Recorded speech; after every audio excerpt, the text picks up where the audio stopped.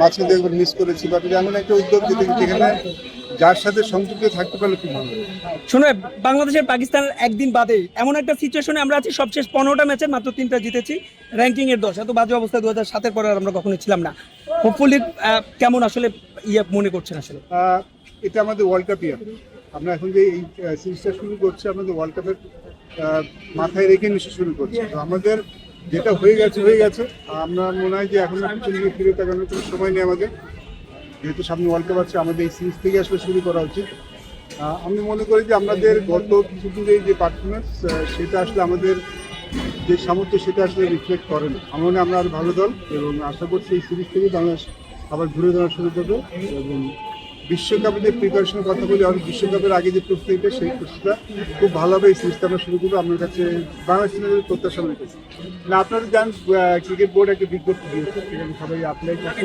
তাদের মধ্যে থেকে তো কাউকে বেছে নেওয়া হবে। ব্যাপারটা সামনের দিকে তাকায় বলেন ভাই, কালকে লাস্ট ডেট অ্যাপ্লাই করার।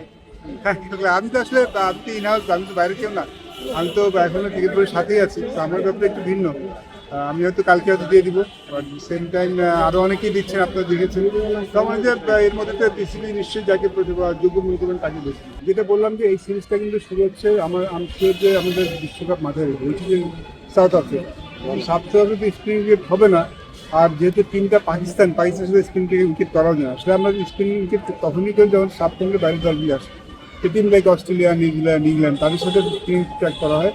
বা পিটবুলের উইকেটে কিন্তু সুইমিং কন্ডিশন তৈরি করা যায়। আমরা আগে দেখেছি কোনো সময় দিলে ঘাস লাগলে মিরপুরের মাঠে কিন্তু ফাস্ট বোলার বেশি অ্যাডভান্স পেয়ে থাকে। মানে আমাদের স্কোয়াডটা দেখে মনে হচ্ছে যে আমরা সেই ধরনের উইকেট বানাতে যাচ্ছি। সামনে নিশ্চয় এরকমই হওয়া উচিত, কারণ এখন থেকে আমরা যে সিরিজগুলি খেলবো, হোমের বাইরে গেলে তো কন্ডিশন আমাদের হাতে থাকে না। যেহেতু হোমে যখন খেলা হবে কন্ডিশন আমাদের হাতে থাকে, সেটা যখন যে কন্ডিশন অবশ্যই আমরা যেটা সেম টাইম ওয়ার্ল্ড কাপে কিরকম কন্ডিশন ফেস করতে পারি সেটা মাথায় রাখা খুব দরকার।